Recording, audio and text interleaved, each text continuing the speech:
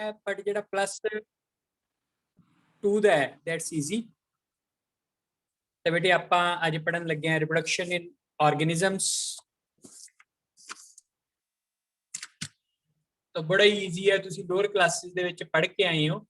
So what is reproduction? सब तो पहला definition of reproduction, reproduction is the two reproduce young ones of its own type. ਤਾਂ ਪੰਜਾਬੀ ਦੇ ਵਿੱਚ ਗੱਲ ਕਰੀਏ ਤਾਂ ਵੀ ਆਪਣੇ ਅਰਗੇ ਬੱਚੇ ਜਿਹੜੇ ਪੈਦਾ ਕਰਨ ਦੀ ਕਪੈਸਿਟੀ ਹੈ ਦੈਟਸ ਕਾਲਡ ਐਜ਼ ਰਿਪਰੋਡਕਸ਼ਨ। ਇਸ ਤਰ੍ਹਾਂ ਤੁਸੀਂ ਵੇਖੋ ਵੀ ਕੈਟ ਦਾ ਬੱਚਾ ਕੈਟ ਲਾਈਕ ਹੀ ਹੁੰਦਾ ਹੈ, ਡੌਗ ਦਾ ਬੱਚਾ ਡੌਗ ਲਾਈਕ ਹੀ ਹੁੰਦਾ ਹੈ, ਠੀਕ ਹੈ।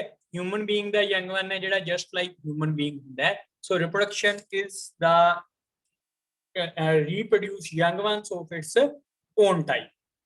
so बेटे रिप्रोडक्शन ਹੁੰਦੀ ਕਿਉਂ ਹੈ? ਤਾਂ just to complete the life cycle, ठीक है। ਤਾਂ that mean ਆਪਾਂ ਕਿਹਾ ਸੀ ਵੀ ਲਾਈਫ ਕਮਸ ਫਰੋਮ ਲਾਈਫ, ਤਾਂ ਨਿਊ ਲਾਈਫ ਪ੍ਰੋਡਿਊਸ ਕਰਨ ਵਾਸਤੇ ਕਿਸੇ ਵੀ ਸਪੀਸੀਜ਼ ਦੀ ਸਟੇਬਿਲਿਟੀ ਹੈ ਟੂ ਬ੍ਰਿੰਗ ਦਾ ਵੇਰੀਏਸ਼ਨਸ ਤੇ just to increase the number of species, to reduce the competition, that's why there is the reproduction। ਤਾਂ reproduction ਕਿੰਨੀ ਤਰ੍ਹਾਂ ਦੀ ਹੈ? there is one type that's asexual, sexual ਤੇ parthenogenetic। ਇਹ +1 ਤੇ +2 ਦੋਵਾਂ ਦੇ ਵਿੱਚ ਆਪਾਂ ਪੜ੍ਹਨਾ ਹੈ। ਇਹਦੇ ਚ ਕੁਝ ਚੀਜ਼ਾਂ ਆਪਾਂ ਪੜ੍ਹ ਚੁੱਕੇ ਹਾਂ ਤੇ ਕੁਝ ਆਪਾਂ ਸਟੱਡੀ ਕਰਨੀਆਂ ਹੈ। ਤਾਂ ਬੇਟੇ asexual ਨੰਬਰ 1 ਫਿਜ਼ਨ। ਫਿਜ਼ਨ ਕੀ ਹੈ? ਬਾਈਨਰੀ ਫਿਜ਼ਨ, ਮਲਟੀਪਲ ਫਿਜ਼ਨ, ਸਪੋਰੂਲੇਸ਼ਨ ਤੇ ਸਟ੍ਰੋਬੇਲਾਈਜੇਸ਼ਨ। स्ट्रोबेलाइजेशन ये सारे आप डिटेल च पढ़ांगे। Binary fission is the simple transverse longitudinal oblique. ਜਿਹੜੀ ਫਿਜ਼ਨ ਹੈ ਇਹਦੇ ਵਿੱਚ ਇੱਕ ਮਲਟੀਪਲ ਫਿਜ਼ਨ ਵੀ ਆਂਦੀ ਹੈ, ਉਹਦੇ ਬਾਰੇ ਵੀ ਆਪਾਂ ਡਿਸਕਸ ਕਰਾਂਗੇ। ਇੱਥੇ ਕਿਉਂ ਨਹੀਂ ਲਿਖਿਆ ਗਿਆ? ਕਿਉਂਕਿ ਹੁਣ ਜਿਹੜੇ ਸਾਇੰਟਿਸਟ ਹੈ ਉਹ ਇਹ ਅਸਿਊਮ ਕਰਦੇ ਹੈ ਵੀ multiple fission is not a method of reproduction. Then ਵੀ ਮਲਟੀਪਲ ਫਿਜ਼ਨ ਹੈ ਬੇਟੇ, ਮਲਟੀਪਲ ਫਿਜ਼ਨ, ਠੀਕ ਹੈ। ਤਾਂ that is the after that sporulation, strobilization। ਤਾਂ ਇਹ ਵੀ ਆਪਾਂ ਅੱਗੋਂ ਡਿਟੇਲ ਦੇ ਵਿੱਚ ਪੜ੍ਹਨਾ ਹੈ। ਤਾਂ ਦੈਨ ਅੱਗੋਂ ਆ ਜਾਓ ਵੀ ਬਡਿੰਗ। ਬਡਿੰਗ ਦੋ ਤਰ੍ਹਾਂ ਦੀ ਹੈ, ਐਕਸੋਜੀਨਸ, ਐਂਡੋਜੀਨਸ, ਫ੍ਰੈਗਮੈਂਟ। ਰੀਜਨਰੇਸ਼ਨ that is restorative ਤੇ reparative। ਤਾਂ ਅੱਜ ਆਪਾਂ ਆ ਜਿਹੜਾ ਪੋਰਸ਼ਨ ਹੈ ਇਹਨੂੰ ਪੜ੍ਹਨ ਜਾ ਰਹੇ ਹਾਂ, asexual reproduction। ਤਾਂ ਸਾਰਿਆਂ ਤੋਂ ਪਹਿਲਾਂ ਫਿਜ਼ਨ। what is ਫਿਜ਼ਨ? ਫਿਜ਼ਨ ਹੈਗੀ ਹੈ ਬੇਟੇ when an organism split into two। ਜਦੋਂ ਕੋਈ ਆਰਗੇਨਿਜ਼ਮ ਦੋ ਆਰਗੇਨਿਜ਼ਮਸ ਦੇ ਵਿੱਚ ਸਪਲਿਟ ਕਰ ਜਾਂਦਾ ਹੈ ਤਾਂ that is two or more than two, that is called as fission। that means fission is of two types। ਜਦੋਂ ਦੋ ਦੇ ਵਿੱਚ ਸਪਲਿਟ ਕਰਦਾ ਹੈ then it is binary fission, ਤੇ ਜਦੋਂ more than two ਦੇ ਵਿੱਚ ਸਪਲਿਟ ਕਰਦਾ ਹੈ that is multiple fission। ਤੇ ਦੇਖੋ ਵੀ ਸਾਰਿਆਂ ਤੋਂ ਪਹਿਲਾਂ ਆਪਾਂ binary fission ਡਿਸਕਸ ਕਰਨ ਜਾ ਰਹੇ ਹਾਂ। So first of all, this is the parent cell। This is the parent cell। The parent cell ਦੇ ਵਿੱਚ ਇੱਕ ਫਰੋ ਪ੍ਰੋਡਿਊਸ ਹੋਊਗੀ, this is the cytoplasmic furrow। ਤੇ ਡੀਪ ਜਾਂਦੀ ਹੋਊਗੀ, it will meet। ਉਹ ਇੱਕ ਐਸੇ ਤਰੀਕੇ ਇੱਕ ਨਿਊਕਲੀਓਪਲਾਜ਼ਮਿਕ ਫਰੋ ਬਣੂਗੀ on the nucleus। ਇਹ ਦੋਵੇਂ ਮੀਟ ਕਰ ਜਾਣਗੀਆਂ and it will divide into two new daughter cells। ਤਾਂ ਬਈ ਹੁਣ ਗੁਰਨੂਰ ਦੱਸੂਗਾ ਕਿ ਆਪਾਂ ਇਹਨਾਂ ਸੈਲਸ ਨੂੰ ਡਾਟਰ ਸੈਲਸ ਕਿਉਂ ਕਹਿੰਦੇ ਆ? ਸਰ ਕਿਉਂਕਿ ਇਹ ਵੀ ਦੋ ਨਿਊਕਲੀਅਸ ਚ ਡਿਵਾਈਡ ਕਰ ਜਾਂਦੇ ਆ ਤੇ ਦੋ ਡਾਟਰ ਸੈਲਸ ਦੋ ਨਿਊਕਲੀਅਸ ਚ ਡਿਵਾਈਡ ਕਰਦੇ ਸੀ ਤਾਂ ਸਨ ਸੈਲ ਵੀ ਕਹਿ ਸਕਦੇ ਸੀ। ਸਰ ਫਿਰ ਇੱਕ ਸੈਲ ਤੋਂ ਦੋ ਸੈਲ ਬਣ ਜਾਂਦੇ ਤਾਂ ਕਰਕੇ। ਨਹੀਂ ਬੇਟੇ ਉਹ ਤਾਂ ਸਨ ਸੈਲ ਵੀ ਹੋ ਸਕਦੇ ਸੀ। ਚਲੋ ਕੋਮਲ ਸਰ ਕਿਉਂਕਿ ਗਾਂ ਵੀ ਉਹ ਕਰਦੇ ਡਿਵਾਈਡ ਕਰਦੇ ਤਾਂ। Very good. It has a power to reproduce. ਤੇ ਜਿਹਦੇ ਕੋਲ ਪਾਵਰ ਟੂ ਰੀਪਰੋਡਿਊਸ ਹੋਊਗੀ ਉਹਨੂੰ ਕੀ ਕਹਿੰਦੇ ਆਪਾਂ? Daughter cells. ਸ਼ਾਬਾਸ਼ ਕੋਮਲ। ਕੋਮਲ ਬੋਲੀ ਸੀ ਨਾ ਸਰ? ਨਹੀਂ ਸਰ। ਜੈਸਮੀਨ? ਸਰ ਨਿਮਰ। ਨਿਮਰ। ਸ਼ਾਬਾਸ਼ ਬੇਟੇ ਨਿਮਰ। ਤਾਂ because it has capacity to divide and redivide. ਤਾਂ ਫਿਰ ਇੱਕ ਵਾਰੀ ਜਿਹੜਾ ਅਮੀਬਾ ਹੈ ਪਹਿਲਾਂ ਨੀਅਰਲੀ ਸਰਕੂਲਰ ਹੁੰਦਾ ਹੈ, ਫਿਰ ਇਹਦੇ ਵਿੱਚ ਸਾਈਟੋਪਲਾਜ਼ਮਿਕ ਫਰੋ ਸ਼ੁਰੂ ਹੁੰਦੀ ਹੈ। ਇਹਦੇ ਸ਼ੁਰੂ ਹੋਣ ਤੋਂ ਬਾਅਦ ਨਿਊਕਲੀਓਪਲਾਜ਼ਮਿਕ ਫਰੋ। after that it meets and it get divided into two। this is the binary fission, simple binary fission। ਇਹ ਜਿਹੜੀ ਹੈਗੀ longitudinal। ਤਾਂ ਕਿਹੜਾ ਆਰਗੇਨਿਜ਼ਮ ਹੈ ਇਹਦੇ ਉੱਪਰ?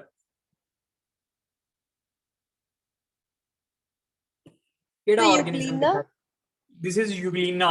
ਯੂਗਲੀਨਾ ਜਿਹੜਾ ਹੈਗਾ ਇਹ ਹੈਟਰੋਟ੍ਰੋਫਿਕ ਮੋਡ ਆਫ ਨਿਊਟ੍ਰੀਸ਼ਨ ਹੁੰਦੀ ਹੈ ਬੇਟੇ।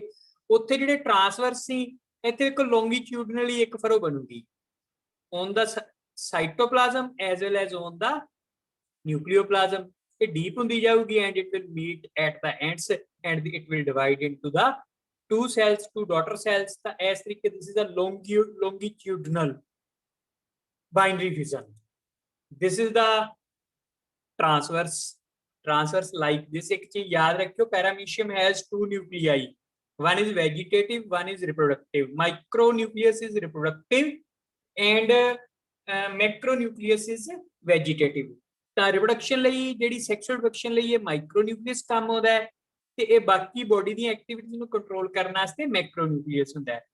ਤਾਂ ਦੇਖੋ ਬੇਟੇ ਪਹਿਲਾਂ ਇਹਦੇ ਵਿੱਚ ਨਿਊਕਲੀਅਸ ਡਿਵਾਈਡ ਕਰਦੇ ਹੈ, ਫਰੋ ਬਣਦੀ ਹੈ, ਫਿਰ ਸਾਈਟੋਪਲਾਜ਼ਮਿਕ ਫਰੋ ਬਣਦੀ ਹੈ, ਅਲਟੀਮੇਟਲੀ ਸਾਰੇ ਆਰਗੇਨੇਲੀ 2 ਹੋ ਜਾਂਦੇ ਹੈ and it get divided into 2 organism. There is the division of paramecium. ਤਾਂ ਕੀ ਹੈ ਬਈ, this is the contractile vacuole, ਇਹ ਵੀ 2 ਬਣਨਗੇ। ਦਿਸ ਇਜ਼ ਦ ਗਟ, ਇਹ ਵੀ 2 ਬਣਨਗੇ। ਜਦੋਂ ਸਾਰੀਆਂ ਚੀਜ਼ਾਂ ਡਬਲ ਹੋ ਜਾਣਗੀਆਂ ਤਾਂ ਜਿਹੜੀ ਇਹਦੇ ਵਿੱਚ ਟ੍ਰਾਂਸਵਰਸ ਫਿਜ਼ਨ ਹੈ ਫਰੋ ਹੈ ਉਹ ਮੀਟ ਕਰ ਜੂਗੀ and it will divide into 2। ਅੱਗੇ ਆ ਜਾਓ, ਇਹ ਪਿਕਚਰ ਨਹੀਂ clear. This picture is of ਸੇਰੇਸ਼ੀਅਮ, its a scientific name is ਸੇਰੇਸ਼ੀਅਮ। ਤੇ ਸੇਰੇਸ਼ੀਅਮ ਦੇ ਵਿੱਚ ਕੀ ਹੁੰਦਾ ਬੇਟੇ, ਇਹਦੇ ਵਿੱਚ ਓਬਲੀਕ ਬਾਈਨਰੀ ਫਿਜ਼ਨ ਹੁੰਦੀ ਹੈ, CERATIUM ਸੇਰੇਸ਼ੀਅਮ। ਠੀਕ ਹੈ, ਤਾਂ ਇਹ ਡਾਇਨੋਫਲੈਜੀਲੇਟ ਹੈ। ਡਾਇਨੋਫਲੈਜੀਲੇਟ ਮੀਨਸ ਇਟ ਹੈਜ਼ 2 ਫਲੈਜਿਲਾ। ਠੀਕ ਹੈ, ਇਹਦੇ ਚ ਦੇਖੋ ਬਈ ਦਿਸ ਇਜ਼ ਦਾ ਓਬਲੀਕ, ਇਹ ਓਬਲੀਕਲੀ ਡਿਵਾਈਡ ਕਰਦਾ ਹੈ। ਤਾਂ ਕਿਹੜਾ ਆਰਗੇਨਿਜ਼ਮ ਹੈ ਇਹ ਜ਼ਰੂਰ ਨੋਟ ਰੱਖਣਾ ਹੈ। ਸੇਰੇਸ਼ੀਅਮ 2-3 ਆਰਗੇਨਿਜ਼ਮਸ ਚ ਹੁੰਦੀ ਹੈ, ਇਹ ਤੁਹਾਨੂੰ ਨੀਟ ਦੇ ਵਿੱਚ ਪੁੱਛਿਆ ਜਾ ਸਕਦਾ ਹੈ। ਨੋ ਵੀ ਮਲਟੀਪਲ ਫਿਜ਼ਨ, ਇੱਥੇ ਨਾ ਇੱਕ ਗੱਲ ਯਾਦ ਰੱਖਿਆ ਜੀ ਬੇਟੇ, ਜਿਹੜੀ ਮਲਟੀਪਲ ਫਿਜ਼ਨ ਹੈ ਇਹ ਅੰਡਰ ਅਨਫੇਵਰੇਬਲ ਕੰਡੀਸ਼ਨਸ ਚ ਹੁੰਦੀ ਹੈ। ਇਹ ਚੀਜ਼ ਦਿਮਾਗ 'ਚ ਫਿੱਟ ਕਰ ਲਓ। Multiple fission is just to prevent the unfavourable conditions. ਹੁਣ ਅਮੀਬਾ ਹੈ, ਅਮੀਬਾ ਹੁਣ ਇੱਥੇ ਵਾਟਰ ਘਟ ਗਿਆ, ਐਸਿਡ ਆ ਗਿਆ, ਟੈਂਪਰੇਚਰ ਵੱਧ ਗਿਆ, ਕੁਝ ਵੀ ਹੋ ਗਿਆ, ਇਹ ਆਪਦੇ ਦੁਆਲੇ ਸਿਸਟ, ਹਾਰਡ ਸਿਸਟ ਪ੍ਰੋਡਿਊਸ ਕਰ ਲਓ। ਇਹਦੀ ਡੀਹਾਈਡਰੇਸ਼ਨ ਹੋਊਗੀ, ਵਾਟਰ ਛੱਡ ਦੂਗਾ, ਹਾਰਡ ਸਿਸਟ ਬਣਾ ਲੂਗਾ। ਇਸ ਦਾ ਫਾਰਮੇਸ਼ਨ ਆਫ ਹਾਰਡ ਸਿਸਟ। ਫਿਰ ਬੇਟੇ ਇੱਕ ਚੀਜ਼ ਯਾਦ ਰੱਖੋ, ਬੁੱਕ ਦੇ ਵਿੱਚ ਉਹਨੇ ਨਾਲ ਦੀ ਨਾਲ ਮਲਟੀਪਲ ਫਿਜ਼ਨ ਸ਼ੋ ਕਰਤੀ, ਬਟ ਪਹਿਲਾਂ ਇੱਥੇ ਕੈਰੀਓਕਾਈਨੇਸਿਸ ਹੁੰਦੀ ਹੈ, ਨੰਬਰ ਆਫ ਨਿਊਕਲੀਆਈ ਬਣਦੇ ਆ, ਨਿਊਕਲੀਆਈ ਦਾ ਨੰਬਰ ਇਨਕਰੀਜ਼ ਕਰ ਜਾਂਦਾ। ਫਿਰ ਹਰ ਨਿਊਕਲੀਅਸ ਥੋੜਾ ਥੋੜਾ ਸਾਈਟੋਪਲਾਜ਼ਮ ਤੇ ਸੈਲ ਮੈਂਬਰੇਨ ਲੈ ਕੇ ਬਹੁਤ ਸਾਰੇ ਡਾਟਰ ਸੈਲਸ ਬਣਾ ਦਿੰਦੇ ਆ। ਇਹਦੇ ਵਿੱਚ number of daughter cells get produced. ਤਾਂ ਇਹ ਐਵੇਂ ਹੀ ਪਏ ਰਹਿੰਦੇ ਆ, ਇਹ ਨਾ ਐਂ ਹੀ ਰਹਿੰਦੇ ਆ। ਜਦੋਂ ਫੇਵਰੇਬਲ ਕੰਡੀਸ਼ਨਸ ਹੁੰਦੀਆਂ ਤਾਂ ਇਹ ਜਿਹੜੀ ਹੈ ਸਿਸਟ ਰਪਚਰ ਹੋ ਜਾਂਦੀ ਹੈ। ਮਾਈਕਰੋ ਅਮੀਬੇ ਔਰ ਸੀਡੋ ਜਿਹੜੇ ਹੈਗੇ ਆ ਸਪੋਡੀਸਪੋਰਸ ਹੈ, ਦੇ ਰਿਲੀਜ਼ਡ ਇਨਟੂ ਦਾ ਏਅਰ। ਤਾਂ ਇਹ ਕਿੱਥੋਂ ਨਿਕਲਦੀ ਹੈ, ਬਾਈ ਮਲਟੀਪਲ ਫਿਜ਼ਨ। ਤਾਂ ਹੁਣ ਦੇਖੋ ਵੀ ਇੱਥੇ ਕਿਹੜੀ ਕੰਡੀਸ਼ਨ ਸੀ, ਅਨਫੇਵਰੇਬਲ ਕੰਡੀਸ਼ਨ ਸੀ, that mean presence of acid, high temperature or concentrated water or lack of water, it get converted into a cyst।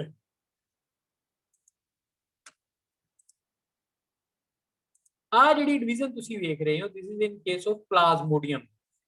what is plasmodium? reveal what is plasmodium।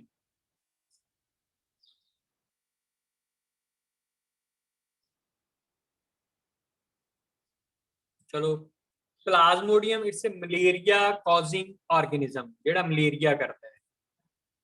It causes the malaria to human being. ਤਾਂ mosquito spread ਕਰਦਾ ਹੈ। ਜਦੋਂ ਇਹ ਸਾਡੀ body 'ਚ ਜਾਂਦਾ ਹੈ, ਇਹ ਇਸ ਕੰਡੀਸ਼ਨ 'ਚ ਹੁੰਦਾ ਹੈ ਐਂਡ ਇਟਸ ਕਾਲਡ ਐਜ਼ ਸ਼ਾਈਜ਼ੋਨ। ਫਿਰ ਇਹਦੇ ਵਿੱਚ ਮਲਟੀਪਲ ਫਿਜ਼ਨ ਹੁੰਦੀ ਹੈ and number of daughter cell releases. ਇੱਥੇ ਇਹਦਾ ਨੇਮ ਚੇਂਜ ਹੋ ਜਾਂਦਾ ਹੈ, ਜਦੋਂ ਆਪਾਂ ਮਲੇਰੀਅਲ ਪੈਰਾਸਾਈਟ ਦਾ ਲਾਈਫ ਸਾਈਕਲ ਪੜ੍ਹਿਆ ਨਾ ਉਦੋਂ ਕਰਾਇਆ। ਠੀਕ ਹੈ, ਤਾਂ ਇੱਥੇ number of daughter cell releases into the atmosphere. ਤਾਂ ਬਈ ਇਹ ਕੀ ਹੈ, ਦਿਸ ਇਜ਼ ਦਾ ਮਲਟੀਪਲ ਫਿਜ਼ਨ। ਤਾਂ ਬੇਟੇ ਇੱਥੇ ਤੁਸੀਂ ਕਿਵੇਂ ਕਹੋਗੇ ਵੀ ਇਟਸ ਅੰਡਰ ਅਨਫੇਵਰੇਬਲ ਕੰਡੀਸ਼ਨ? ਏਕਮਜੋਤ ਦੱਸੂਗਾ ਵੀ ਇਹ ਅਨਫੇਵਰੇਬਲ ਕੰਡੀਸ਼ਨਸ ਕਿਵੇਂ ਹੈ। ਏਕਮ ਕਿਵੇਂ ਸਰ? ਇਹ ਅਨਫੇਵਰੇਬਲ ਕੰਡੀਸ਼ਨਸ ਕਿਵੇਂ ਡਿਵਾਈਡ ਕਰ ਰਿਹਾ? ਮਲਟੀਪਲ ਫਿਜ਼ਨ ਆਪਾਂ ਕਿਹਾ ਸੀ ਅਨਫੇਵਰੇਬਲ ਕੰਡੀਸ਼ਨਸ ਹੁੰਦੀ ਹੈ, ਤਾਂ ਪਲਾਜ਼ਮੋਡੀਅਮ ਲਈ ਅਨਫੇਵਰੇਬਲ ਕੰਡੀਸ਼ਨਸ ਕਿਵੇਂ ਹੈ? ਏਕਮ ਮੈਨੂੰ ਲੱਗਦਾ ਹੁਣੇ ਜੁਆਇਨ ਕੀਤਾ ਏਕਮ ਨੇ। ਨਿਮਰ ਦੱਸੂਗੀ। ਹਾਂ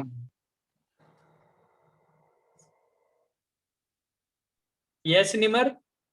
ਸਰ ਹਾਈ ਟੈਂਪਰੇਚਰ ਹੋਊਗਾ। ਅੱਛਾ, ਹੋਰ? ਸਰ ਪੱਕਾ ਨਹੀਂ ਪਤਾ। ਕਮਲਿਓ, ਇਹ ਸਾਡੀ ਬੋਡੀ ਦੇ ਵਿੱਚ ਕਿਹੜਾ ਇਹਨੂੰ ਫੇਵਰੇਬਲ ਕੰਡੀਸ਼ਨ ਮਿਲ ਜਾਣਗੀਆਂ? ਸਾਡੀ ਬੋਡੀ ਇਹਨੂੰ ਇਨਵਾਈਟ ਕਰੀ ਜਾਂਦੀ ਹੈ ਤਾਂ ਵੈਲਕਮ ਕਰੂਗੀ।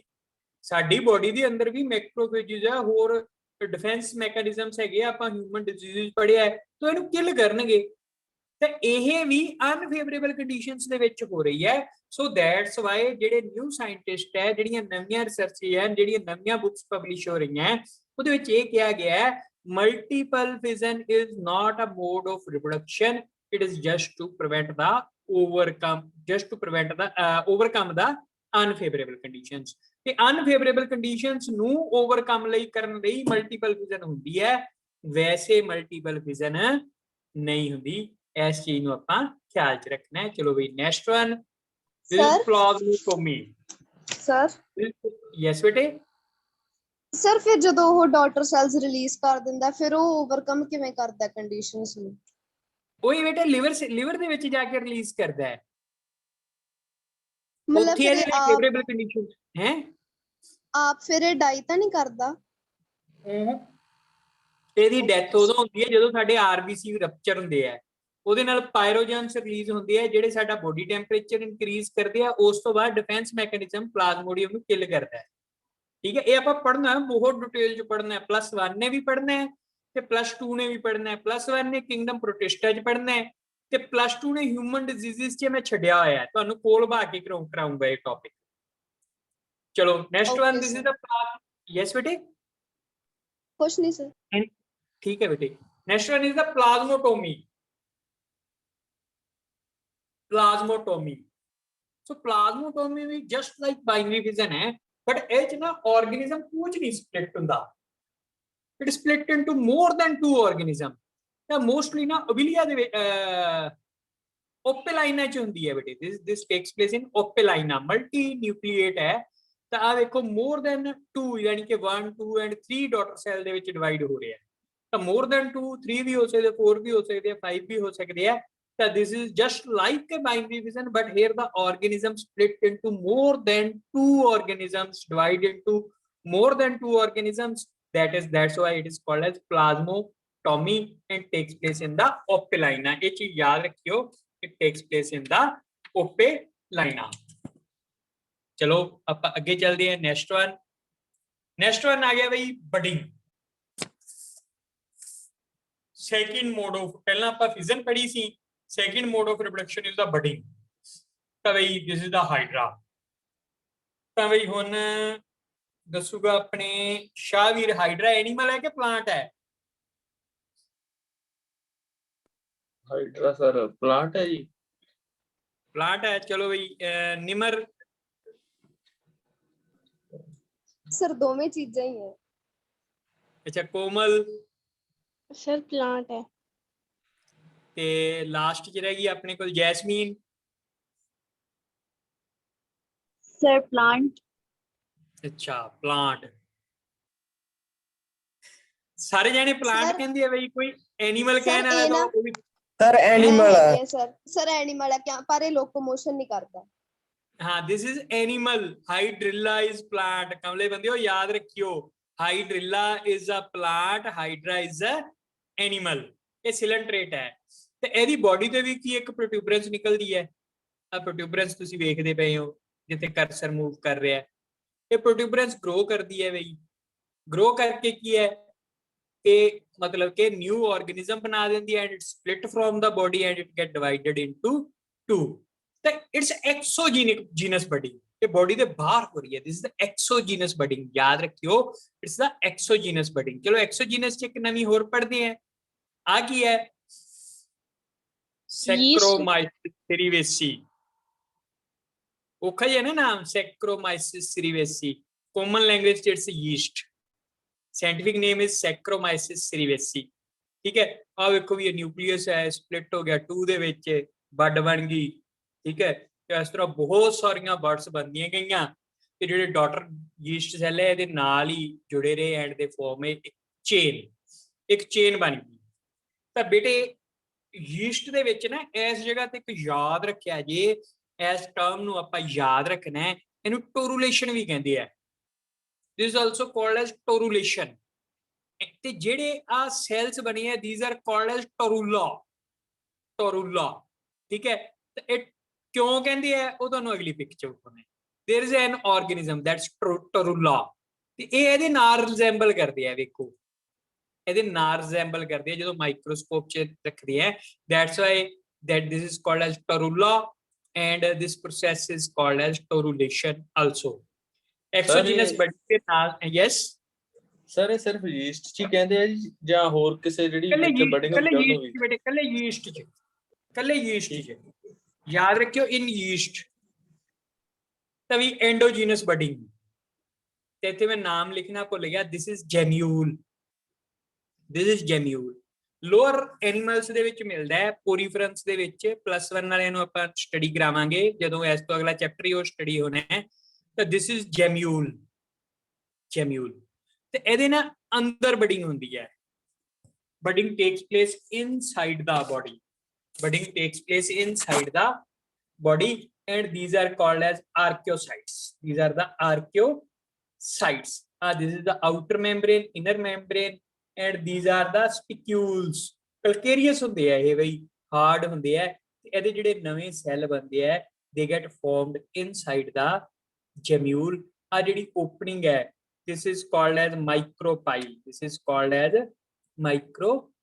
ਇਸ opening ਨੂੰ ਕੀ ਕਹਿੰਦੇ ਆ? micropyle. ਇਹ ਇੱਥੋਂ ਰਿਲੀਜ਼ ਹੁੰਦੀ ਹੈ and they get form the new organism. So this is the endogenous budding. ਠੀਕ ਹੈ ਸਰ, ਆਰਕਿਓਸਾਈਟਸ ਆਰਗੇਨਿਜ਼ਮ ਹੈ ਜਿਹੜਾ ਇਹ ਪਰਫਾਰਮ ਕਰਦਾ ਹੈ। ਇਹ ਸੈਲਸ ਹੈ ਬੇਟੇ, ਐਟ ਦੇ ਫਾਰਮ ਨਿਊ ਆਰਗੇਨਿਜ਼ਮ, ਪੋਰੀਫਰੈਂਸ ਬਣਾਣਗੇ ਇਹ। ਠੀਕ ਹੈ, ਓਕੇ ਸਰ। ਤਾਂ ਅਗਲੀ ਵਾਲੀ ਜਿਹੜੀ ਬਡਿੰਗ ਦੀ ਐਗਜ਼ਾਮਪਲ ਹੈ, ਦੈਟ ਇਜ਼ ਸਟ੍ਰੋਬਿਲਾਈਜੇਸ਼ਨ। ਇਹ ਸਿਲੈਂਟਰੇਟਸ ਦੇ ਵਿੱਚ ਮੋਸਟਲੀ ਦੇਖੀ ਜਾਂਦੀ ਹੈ।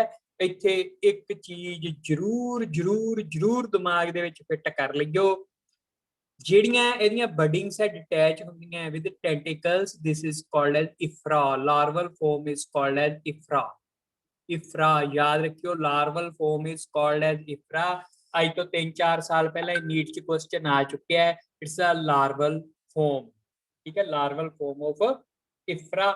ਇਹ ਓਰੀਲੀਆ ਦੇ ਵਿੱਚ ਹੁੰਦੀ ਹੈ, ਦਿਸ ਇਜ਼ ਓਰੀਲੀਆ। ਤੇ ਇਹਦਾ ਜਿਹੜਾ ਲਾਰਵਾ ਹੈ, ਜਿਹੜੀ ਬਡ ਹੈ, this is called as ephyra. ਇਹਨੂੰ ਲਾਰਵਲ ਫਾਰਮ ਵੀ ਕਿਹਾ ਜਾਂਦਾ ਹੈ।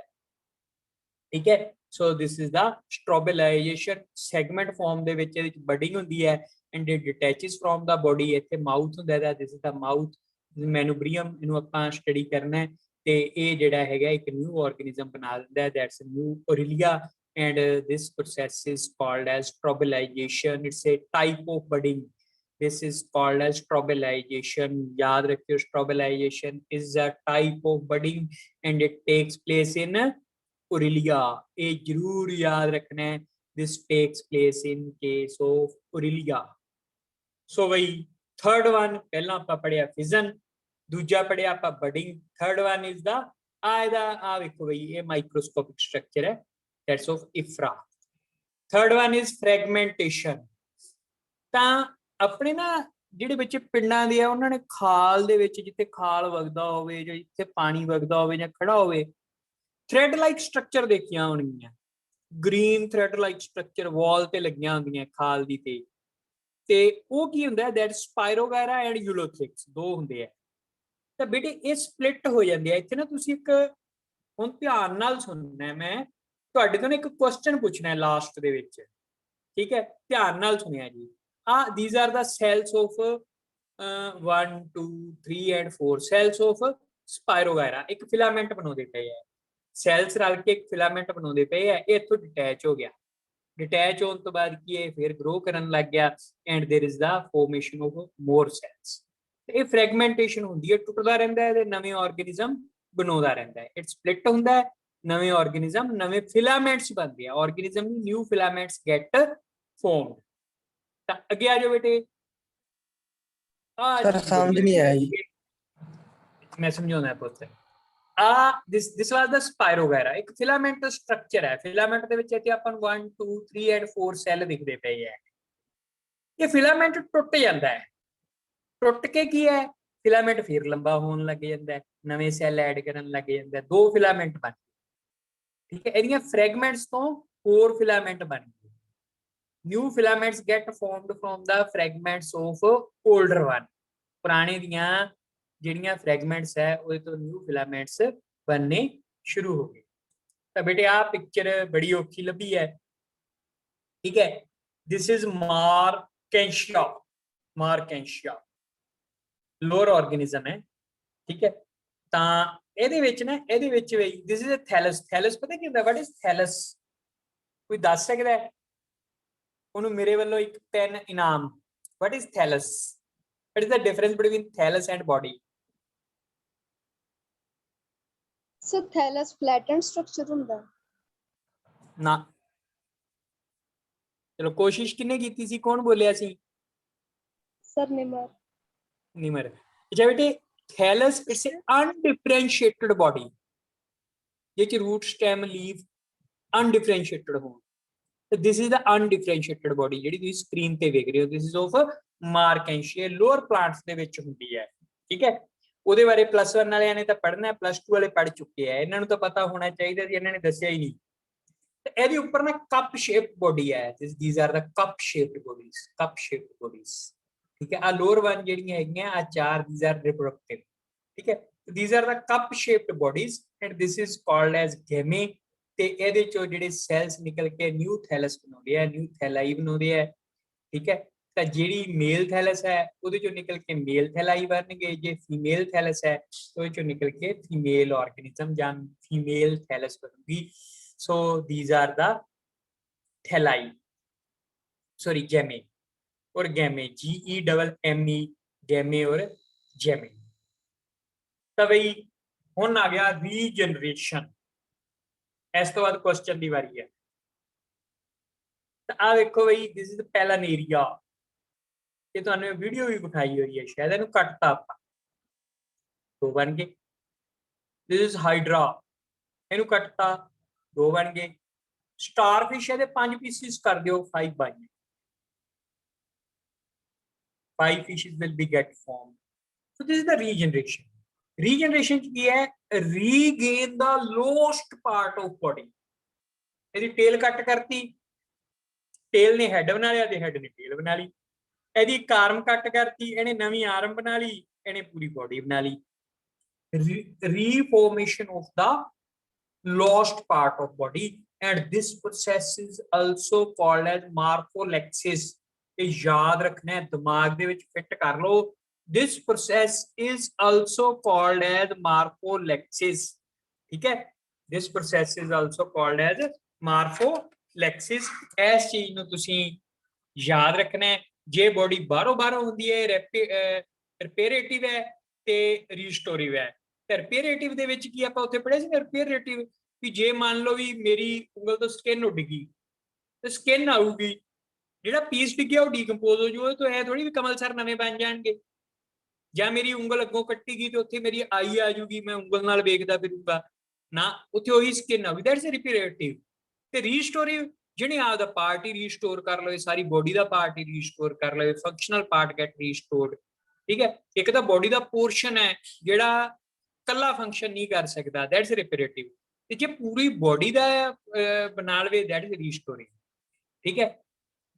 ਹੁਣ ਤੁਸੀਂ ਰੀਜਨਰੇਸ਼ਨ ਤੇ ਫ੍ਰੈਗਮੈਂਟੇਸ਼ਨ ਦੇ ਵਿੱਚ ਮੈਨੂੰ ਗਰੁੱਪ 'ਚ ਮੈਸੇਜ ਕਰਕੇ ਡਿਫਰੈਂਸ ਲਿਖ ਕੇ ਭੇਜਣਾ ਹੈ। ਜਿੰਨੇ ਡਿਫਰੈਂਸ ਲਿਖ ਕੇ ਨਾ ਭੇਜਿਆ ਉਹਨੂੰ ਕੱਲ ਮੈਂ ਕਲਾਸ ਨਹੀਂ ਜੁਆਇਨ ਕਰਾਉਣੀ। ਸਰ ਕਿਹਦੇ ਵਿੱਚ ਡਿਫਰੈਂਸ ਲਿਖਣਾ ਹੈ?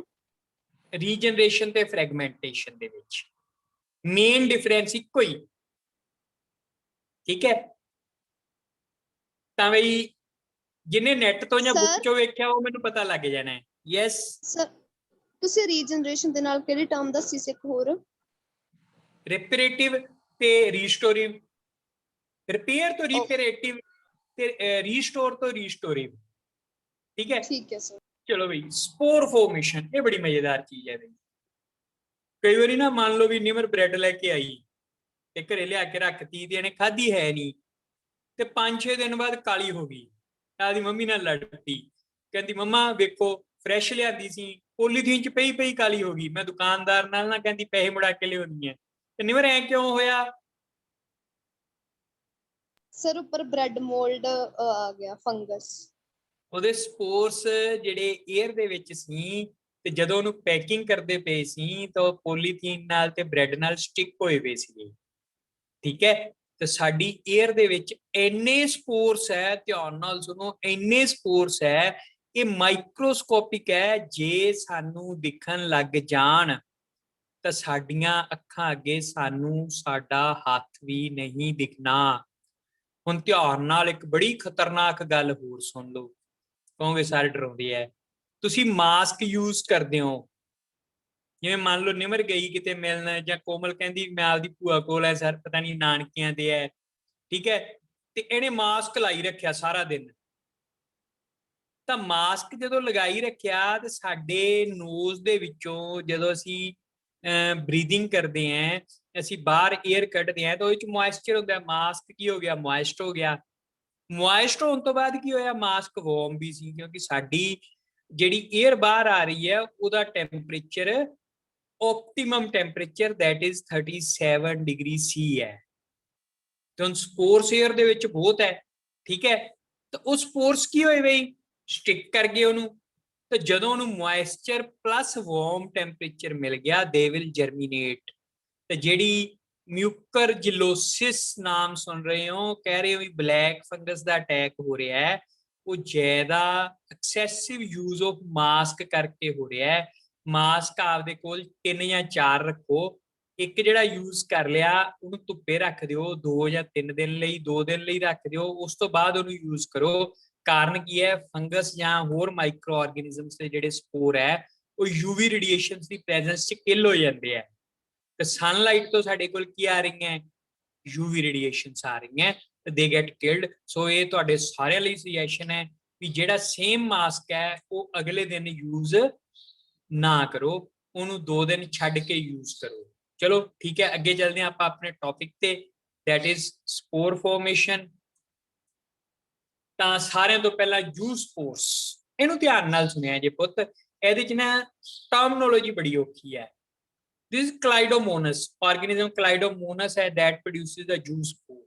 ਜੂਸਪੋਰ ਦੇ ਵਿੱਚ ਇੱਕ ਨਿਊਕਲੀਅਸ, ਕੱਪ ਸ਼ੇਪਡ ਵੈਕਿਊਲ ਤੇ ਇਹਦੇ ਕੋਲ 2 ਫਲੈਜਿਲਾ ਹੁੰਦੇ ਆ। Flagella long thread like structure that is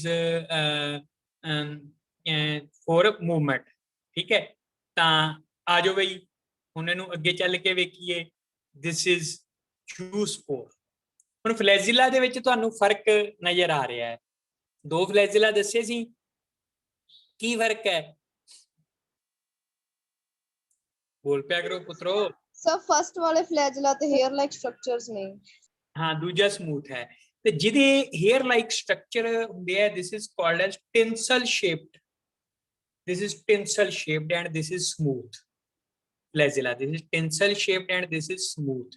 ਤਾਂ ਬੇਟੇ ਇਸ ਕੰਡੀਸ਼ਨ ਨੂੰ ਕਹਿੰਦੇ ਆ heterokont condition. This condition is called as heterokont condition. ਇਹ ਤੁਹਾਡੀ ਬੁੱਕ 'ਚ ਕਿਤੇ ਨਹੀਂ ਲਿਖੀ ਹੋਈ।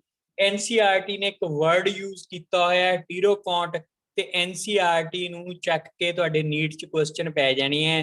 ਠੀਕ ਹੈ। So this condition is called as heterokont condition. ਇਹ ਦਿਮਾਗ ਦੇ ਵਿੱਚ ਫਿੱਟ ਕਰ ਲਿਓ। +1 ਕਲਾਸ ਆਪਾਂ ਪੜ੍ਹਨਾ ਹੈ ਇਸ ਟੌਪਿਕ ਨੂੰ। ਠੀਕ ਹੈ, ਫੰਜਾਈ ਦੇ ਵਿੱਚ। ਤਾਂ this condition is called as heterokont condition. ਇਸ ਚੀਜ਼ ਨੂੰ ਯਾਦ ਰੱਖਣਾ ਹੈ ਬਈ। ਨੋ ਬਈ, ਦਿਸ ਇਜ਼ ਕੋਨਿਡੀਆ। ਕੋਨਿਡੀਆ, ਇਹ ਕੋਨਿਡੀਆ ਕੀ ਹੈ? ਇੱਕ ਬੋਟਲ ਸ਼ੇਪ ਸਟਰਕਚਰ ਹੁੰਦਾ ਹੈ ਤੇ ਇਹ ਤੋਂ ਪਿੰਚ ਆਫ ਹੋ ਕੇ ਸਪੋਰਸ ਬਣਦੇ ਜਾਂਦੇ ਆ। ਪਿੰਚ ਆਫ ਹੋ ਕੇ ਸਪੋਰਸ ਬਣਦੇ ਜਾਂਦੇ ਆ। ਤਾਂ ਆ ਜਿਹੜੀ ਸਟਰਕਚਰ ਹੈ ਇਹ ਤੁਹਾਨੂੰ ਇੱਕ ਖਾਸ ਸਟਰਕਚਰ ਵਰਗੀ ਦਿਖਦੀ ਪਈ ਹੈ। ਕਿਹਦੇ ਵਰਗੀ ਦਿਖਦੀ ਪਈ ਹੈ? This is just like broom shaped, ਝਾੜੂ ਵਰਗੀ ਦਿਖਦੀ ਪਈ ਹੈ ਨਾ, broom shaped. Yes, this sir. Is called as broom fungi. ਠੀਕ ਹੈ, ਤੇ ਚਲੋ ਇਹਦਾ ਮੈਂ ਹੁਣ ਸਾਇੰਟੀਫਿਕ ਨੇਮ ਦੱਸਣ ਲੱਗਿਆ ਤੇ ਤੁਹਾਨੂੰ ਨਾਲ ਦੀ ਨਾਲ ਪਤਾ ਲੱਗ ਜੂਗਾ ਵੀ ਇਹ ਹੈ ਕੀ। This is ਪੈਨਸਿਲੀਅਮ ਨੋਟੇਟਮ। ਤਾਂ ਬਈ ਹੁਣ ਗੁਰਨੂਰ ਸਿੰਘ ਦੱਸ ਵੀ ਇਹ ਪੈਨਸਿਲੀਅਮ ਨੋਟੇਟਮ ਤੋਂ ਸਾਨੂੰ ਕੀ ਮਿਲਦਾ ਹੈ? ਸਰ ਪਤਾ ਨਹੀਂ। पेंसिलिन ਯਾਰ सर ਨਾਮ ਤੋਂ ਹੀ ਕਲੀਅਰ ਹੈ, ਪੈਨਸਿਲਿਨ। Sir, Penicillin, penicillin. penicillin, it's an antibiotic that is produced by Penicillium notatum. ਸ਼ਾਬਾਸ਼ ਬੇਟੇ ਜਿਹੜੇ ਬੱਚੇ ਨੇ ਦੱਸਿਆ। ਤਾਂ ਸਟ੍ਰੋਬਿਲ ਹੈ, ਆ ਇਹਦੇ ਉੱਪਰ ਸਪੋਰਸ ਹੈ। ਇਸ this is called as broom fungi, ਔਰ ਇਟਸ ਜਿਹੜੀ ਤੁਹਾਨੂੰ ਸਟਰਕਚਰ ਵਿਖਾ ਰਹੇ ਆ ਇਟਸ ਆਫ ਪੈਨਸਿਲੀਅਮ ਨੋਟੇਟਮ, ਤੇ ਇਹਦੇ ਤੋਂ ਸਾਨੂੰ ਕੀ ਮਿਲਦਾ ਹੈ? ਪੈਨਸਿਲਿਨ। ਆ ਵੇਖੋ ਬਈ, ਆ ਇਹਦੀ ਮਾਈਕਰੋਸਕੋਪਿਕ ਸਟਰਕਚਰ ਹੈ। ਜਦੋਂ ਤੁਸੀਂ ਮੇਰੇ ਕੋਲ ਘਰ ਆਏ ਪੜ੍ਹਨ ਵਾਸਤੇ ਤਾਂ ਤੁਹਾਨੂੰ ਮੈਂ ਮਾਈਕਰੋਸਕੋਪ ਦੇ ਵਿੱਚ ਇਹ ਵਿਖਾਵਾਂਗਾ। ਆਈ ਵਿਲ ਸ਼ੋ ਯੂ ਦਾ ਪੈਨਸਿਲੀਅਮ ਨੋਟੇਟਮ। ਅੱਗੇ ਆ ਜਾਓ ਬੇਟੇ।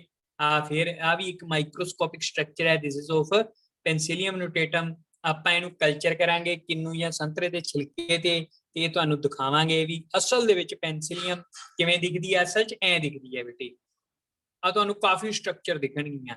ਇਹ ਜਿਹੜੀ ਹੈਗੀ ਹੈ ਅੰਡਰ ਗ੍ਰੀਨ ਫਿਲਟਰ ਦਿਖਦੀ ਪਈ ਹੈ ਇਹ ਵੀ ਉਹੀ। ਠੀਕ ਹੈ, ਤਾਂ ਬਈ ਅਗਲੇ ਆ ਗਏ ਕਲਮਾਈਡੋਸਪੋਰਸ। ਇੱਕ ਚੀਜ਼ ਯਾਦ ਰੱਖਿਓ, ਮੈਂ +1 ਚ ਗਲਤ ਕਰਿਆ ਆਇਆ ਸੀਗਾ। ਮੈਨੂੰ ਕੁਐਸਚਨ ਆਇਆ ਸੀ ਕਲਮਾਈਡੋਸਪੋਰ ਤੇ ਮੈਂ ਲਿਖਿਆ ਆਇਆ ਸੀ ਕਲਮਾਈਡੋਮੋਨਸ। ਠੀਕ ਹੈ, these are the ਕਲਮਾਈਡੋਸਪੋਰਸ। ਠੀਕ ਹੈ, ਕਲਮਾਈਡੋਸਪੋਰਸ। ਤੁਹਾਨੂੰ what are the ਕਲਮਾਈਡੋਸਪੋਰਸ? ਤਾਂ ਬੱਚੇ ਯਾਦ ਰੱਖੋ, ਆ ਜਿਹੜੀ ਚੀਜ਼ ਹੈ ਨਾ, ਆ ਚੀਜ਼ ਥ੍ਰੈਡ ਲਾਈਕ ਸਟਰਕਚਰ ਫੰਗਸ ਦੇ ਵਿੱਚ, ਦਿਸ ਇਜ਼ ਕਾਲਡ ਐਜ਼ ਹਾਈਫਾ। ਠੀਕ ਹੈ, ਇਹ ਜਿਹੜਾ ਹਾਈਫਾ ਹੈ ਨਾ, ਹਾਈਫਾ ਇਹਦੇ ਵਿੱਚ ਕੁਝ ਨਿਊਕਲੀਆਈ ਇਕੱਠੇ ਹੋ ਕੇ ਤੇ ਉੱਪਰ ਥਿਕ ਵਾਲ ਬਣ ਜਾਂਦੀ ਹੈ। ਠੀਕ ਹੈ, ਤਾਂ ਇਹ ਇਹਦੇ ਤੋਂ ਮਕੈਨੀਕਲੀ ਡਿਟੈਚ ਹੋ ਜਾਂਦੇ ਆ। ਜਦੋਂ ਫੇਵਰੇਬਲ ਕੰਡੀਸ਼ਨ ਆਉਂਦੀਆਂ ਤਾਂ new organism get formed. These are called as ਕਲਮਾਈਡੋਸਪੋਰਸ।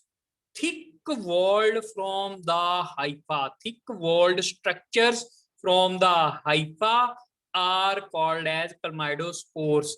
ਆ ਚੀਜ਼ ਦਿਮਾਗ 'ਚ ਹੁਣ ਰੱਖ ਲਈਓ ਕਿਉਂਕਿ ਅੱਗੋਂ ਓਈਡੀਆ ਆਉਣਾ ਹੈ। ਫਿਰ ਤੁਸੀਂ ਕਹੋਗੇ ਸਰ ਇਹਨਾਂ 'ਚ ਫਰਕ ਕੀ ਹੈ? ਧਿਆਨ ਨਾਲ ਸੁਣੋ। thick walled structure formed from the hypha is called as ਕਲਮਾਈਡੋਸਪੋਰ। ਹੁਣ ਤੁਹਾਨੂੰ ਮੈਂ ਇੱਥੇ ਅਗਲੀ ਸਟਰਕਚਰ ਵਿਖਾਉਣ ਲੱਗਿਆ, ਦੈਟਸ ਓਈਡੀਆ। ਇਹ ਕਲਮਾਈਡੋਸਪੋਰ ਹੀ ਹੈ, ਇਹ ओरिजिनल ਦਿਖਾਈ ਗਈ ਹੈ। This is oidia, this is oidia. ਠੀਕ ਹੈ, ਤਾਂ ਹਾਈਫੇ ਦੇ ਟਰਮੀਨਲ ਪੋਰਸ਼ਨ ਤੋਂ ਥਿਕ ਵੋਲਡ ਸਟਰਕਚਰ ਬ੍ਰੇਕ ਹੋ ਕੇ ਰਿਲੀਜ਼ ਹੁੰਦੇ ਰਹਿੰਦੇ ਆ, ਬ੍ਰੇਕ ਹੋ ਕੇ ਰਿਲੀਜ਼ ਹੁੰਦੇ ਰਹਿੰਦੇ ਆ। ਤਾਂ ਇਹ ਹੁੰਦੇ ਕਦੋਂ ਹੈ? ਜਦੋਂ ਐਕਸੈਸ ਮੋਇਸਚਰ ਹੋ ਜੇ, ਸ਼ੂਗਰ ਕੰਟੈਂਟ ਵੱਧ ਜੇ ਜਾਂ ਸਾਲਟ ਕੰਸੈਂਟਰੇਸ਼ਨ ਵੱਧ ਜੇ, ਤਾਂ ਦੇ ਮਲਟੀਪਲਾਈ ਬਾਈ ਬਡਿੰਗ। ਇਹ 'ਚ ਬਡਿੰਗ ਹੋ ਕੇ ਮਲਟੀਪਲਾਈ ਕਰਦੇ ਆ, ਪਰ ਇਹ ਹਾਈਫਾ ਸ਼ਾਰਟ ਹੁੰਦਾ ਜਾਂਦਾ ਹੈ। ਠੀਕ ਹੈ, ਹੁਣ ਓਈਡੀਆ ਤੇ ਕਲਮਾਈਡੋਸਪੋਰ 'ਚ ਕੀ ਸਿਮਿਲੈਰਿਟੀ ਕੀ ਹੈ? Both are thick walled. Dissimilarity ਕੀ ਹੈ? ਇਹ ਹਾਈਫਾ ਦੇ ਵਿਚਾਲੇ ਕਿਤੇ ਵੀ ਬਣ ਜਾਂਦੇ ਆ, ਇੱਕ ਇਕੱਠਾ ਨਿਊਕਲੀਆਈ ਇਕੱਠਾ ਕਰਕੇ, ਸਾਈਟੋਪਲਾਜ਼ਮ ਇਕੱਠਾ ਕਰਕੇ ਥਿਕ ਵਾਲ ਬਣਾ ਲੈਂਦੇ ਆ। ਇਹ ਸਿਰਫ ਟਰਮੀਨਲ ਰੀਜਨ ਤੇ ਬਣਦੇ ਆ ਤੇ ਜਸਟ ਲਾਈਕ ਬਡਿੰਗ ਡਿਟੈਚ ਹੁੰਦੇ ਰਹਿੰਦੇ ਆ। ਦੇਖਣ ਦੇ ਵਿੱਚ ਦੋਵੇਂ ਚੀਜ਼ਾਂ ਸੇਮ ਨੇ, ਪਰ ਡਿਫਰੈਂਸ ਕੀ ਹੈ? ਵੀ ਇਹ ਐਸ ਪੋਰਸ਼ਨ ਤੋਂ ਡਿਟੈਚ ਹੋ ਰਹੇ ਹੈ, ਇਹ ਇਨ ਬਿਟਵੀਨ ਹੈ, ਬੋਥ ਆਰ ਥਿਕ ਵਾਲਡ। ਤਾਂ ਇਸ ਚੀਜ਼ ਨੂੰ ਬੱਚੇ ਆਪਣੇ ਦਿਮਾਗ ਦੇ ਵਿੱਚ ਰੱਖਣਾ ਹੈ। ਠੀਕ ਹੈ, ਤਾਂ ਇਹ ਜਿਹੜਾ ਤੁਸੀਂ ਪੜ੍ਹਨਾ ਡਿਟੇਲ ਦੇ ਵਿੱਚ ਆਪਾਂ ਨੋ ਬਈ। These are the sporangiospores, rhizopus, bread mould. ਜਦੋਂ ਬ੍ਰੈਡ ਦੇ ਵਿੱਚ ਨਿਊਟ੍ਰੀਐਂਟ ਦੀ ਕਮੀ ਹੋ ਜਾਂਦੀ ਹੈ ਜਾਂ ਮੀਡੀਅਮ ਡਰਾਈ ਹੋਣ ਲੱਗ ਜਾਂਦਾ ਹੈ ਜਾਂ ਫਿਰ ਉੱਥੇ ਕੋਈ ਐਸਿਡ ਆ ਜਾਂਦਾ ਹੈ, ਟੈਂਪਰੇਚਰ ਹਾਈ ਹੋ ਜਾਂਦਾ ਹੈ, ਤਾਂ ਫਿਰ ਇਹ ਨਾ ਹਾਈਫਾ ਇੱਕ ਸਪ੍ਰੈਂਜੀਓਫੋਰ ਕੱਢਦਾ ਹੈ। ਏਰੀਅਲ ਹਾਈਫਾ ਕਹਿ ਦਿੰਦੇ ਆ, ਹਵਾ 'ਚ ਜਾਂਦਾ। ਇਹ ਵੈਜੀਟੇਟਿਵ ਹਾਈਫਾ ਹੈ, ਇਹ ਰਿਪਰੋਡਕਟਿਵ ਹੈ। ਇਹਦਾ upper portion this is called as columella, this is columella. ਤੇ ਇਹਦੇ ਜਿਹੜਾ ਉੱਪਰ ਬਣ ਜਾਂਦਾ ਸਪ੍ਰੈਂਜੀਓਫੋਰ, ਦਿਸ ਇਜ਼ ਸਪ੍ਰੈਂਜੀਅਮ। ਇਹ 'ਚ ਸਪ੍ਰੈਂਜੀਓਫੋਰਸ ਹੁੰਦੇ ਆ, ਸਪੋਰਸ ਹੁੰਦੇ ਆ। ਜਦੋਂ ਪੂਰੀ ਤਰ੍ਹਾਂ ਡਰਾਈ ਹੋ ਜਾਂਦਾ ਹੈ ਮੈਂਬਰੇਨ ਰਪਚਰ ਹੋ ਜਾਂਦੀ ਹੈ ਤੇ ਜਿਹੜੇ ਸਪੋਰਸ ਹੈ ਉਹ 에ਅਰ ਦੇ ਵਿੱਚ ਚਲੇ ਜਾਂਦੇ ਆ। ਸਪੋਰਸ ਗੈਟ ਰਿਲੀਜ਼ਡ ਇਨਟੂ ਦਾ 에ਅਰ। ਤਾਂ ਇੱਥੇ ਇੱਕ ਚੀਜ਼ ਯਾਦ ਰੱਖਿਓ ਬਈ ਬੱਚੇ, ਜਿਹੜੀ ਚੀਜ਼ ਯਾਦ ਰੱਖਣੀ ਆ ਆਪਾਂ, ਜਿਹੜਾ ਰਾਈਜ਼ੋਪਸ ਹੈ ਇਹਦੇ ਵਿੱਚ ਮਲਟੀਪਲ ਹੁੰਦੇ ਹੈ, ਮਿਊਕਰ ਚ ਸਿੰਗਲ ਹੁੰਦਾ ਹੈ, ਇੱਕ ਚ ਕੋਲੂਮੈਲਾ ਪ੍ਰੈਜ਼ੈਂਟ ਹੁੰਦਾ ਹੈ, ਇੱਕ ਚ ਕੋਲੂਮੈਲਾ ਨਹੀਂ ਪ੍ਰੈਜ਼ੈਂਟ ਹੁੰਦਾ। ਮਿਊਕਰ ਦਾ ਨਾਮ ਤਾਂ ਸੁਣਿਆ ਸਾਰਿਆਂ ਨੇ? No sir. ਕਾਉਂਦੇ ਹੋ ਤੁਸੀਂ? ਟੀਵੀ ਵੇਖਦੇ ਹੋ? ਹਾਂਜੀ ਸਰ। ਤਾਂ ਜਿਹੜੀ ਬਲੈਕ ਫੰਗਸ ਹੈ ਦੈਟਸ ਮਿਊਕਰ। ਹੁਣੇ ਤੁਹਾਨੂੰ ਇਹ ਦੱਸ ਕੇ ਹਟਿਆ, ਮਿਊਕਰ ਜਿਲੋਸਿਸ, ਜਿਹਦੇ ਚ ਕਹਿੰਦੇ ਬੰਦਾ ਬਲਾਈਂਡ ਹੋ ਜਾਂਦਾ ਹੈ, ਡੈਥ ਹੋ ਜਾਂਦੀ ਹੈ। ਜਿਹੜੀ ਨਿਊ ਡਿਜ਼ੀਜ਼ ਆਈ ਹੈ ਉਹ ਕਾਹਤੋਂ ਹੁੰਦੀ ਹੈ? ਕਿਉਂਕਿ ਇਹਦੇ ਚ ਇੱਕ ਚੀਜ਼ ਵੇਖੀ ਗਈ ਹੈ, ਮੋਰ ਸਟੀਰੋਇਡ ਲੈਣ ਕਰਕੇ ਹੁੰਦੀ ਹੈ, ਜਿਹਦੇ ਕਰਕੇ ਤੁਹਾਨੂੰ ਕਿਹਾ ਵੀ ਮਾਸਕ ਡੇਲੀ ਚੇਂਜ ਕਰਨਾ ਆਪਾਂ, ਠੀਕ ਹੈ। ਤਾਂ ਵੀ ਆਪਣੇ ਕੋਲ 1 ਮਿੰਟ ਤੋਂ ਘੱਟ ਟਾਈਮ ਰਹਿ ਗਿਆ। ਆਹ ਵੇਖੋ, ਆਹ ਸਪੋਰਸ ਤੁਹਾਨੂੰ ਦਿਖਾਏ ਗਏ ਹੈ, ਆਹ ਮੈਂਬਰੇਨ ਰਪਚਰਡ ਹੈ, ਸਪੋਰਸ ਬਾਹਰ ਆ ਰਹੇ ਹੈ, ਆਹ ਸਪੋਰਸ ਅੰਦਰ ਹੈ। ਇੱਕ ਤੁਸੀਂ ਵੇਖਿਆ ਹੋਣਾ ਵੀ ਬ੍ਰੈਡ ਪੀਸ ਪਿਆ ਪਿਆ ਨਾ ਬਲੈਕ ਹੋ ਜਾਂਦਾ ਹੈ, ਵੀ ਜਿਵੇਂ 5-7 ਦਿਨ ਪਿਆ ਰਵੇ ਉਹ ਬਲੈਕ ਹੋ ਜਾਂਦਾ ਹੈ। ਤਾਂ ਤੁਸੀਂ ਕਹਿੰਦੇ ਹੋ ਜੀ ਇਹਨੂੰ ਉੱਲੀ ਲੱਗ ਗਈ। ਉੱਲੀ ਤਾਂ ਬੇਟੇ ਉਹਨੂੰ ਪਹਿਲਾਂ ਦੀ ਲੱਗੀ ਹੁੰਦੀ ਹੈ। ਜਦੋਂ ਉਹਦੇ ਚ ਰਿਪਰੋਡਕਟਿਵ ਬੋਡੀਜ਼ ਬਣਦੀਆਂ ਨਾ, ਜਿਹੜੀਆਂ ਸਪ੍ਰੈਂਜੀਅਮ ਬਣਦੇ ਹੈ, ਉਦੋਂ ਉਹ ਬਲੈਕ ਹੁੰਦੀ ਹੈ, ਠੀਕ ਹੈ। ਆਪਾਂ ਇਹਨੂੰ ਵੀ ਬ੍ਰੈਡ ਤੇ ਕਲਚਰ ਕਰਾਂਗੇ ਤੇ ਆਹ ਚੀਜ਼ ਜਿਹੜੀ ਹੈਗੀ ਆ ਆਪਾਂ ਅੰਡਰ ਮਾਈਕਰੋਸਕੋਪ ਆਬਜ਼ਰਵ ਕਰਨੀ ਹੈ, ਠੀਕ ਹੈ। ਹਰ ਛੁੱਟੀ ਵਾਲੇ ਦਿਨ ਆਪਾਂ ਪ੍ਰੈਕਟੀਕਲ ਕਰਿਆ ਕਰਾਂਗੇ। ਬਸ ਆ ਮਾੜਾ ਟਾਈਮ ਟੱਪ ਜੇ ਕਰੋਨਾ ਵਾਲਾ ਤੇ ਉਸ ਤੋਂ ਬਾਅਦ ਆਪਾਂ ਐਕਸਪੈਰੀਮੈਂਟਲੀ ਸਾਰਾ ਕੁਝ ਕਰਾਂਗੇ। ਅਗਲਾ ਆਪਣਾ ਜਿਹੜਾ ਹੈਗਾ ਬਈ ਵੈਜੀਟੇਟਿਵ ਪ੍ਰੋਪਾਗੇਸ਼ਨ ਹੈ, ਬਟ ਉਹ ਆਪਾਂ ਹੁਣ ਕਰ ਨਹੀਂ ਸਕਦੇ। ਤੇ ਮੈਂ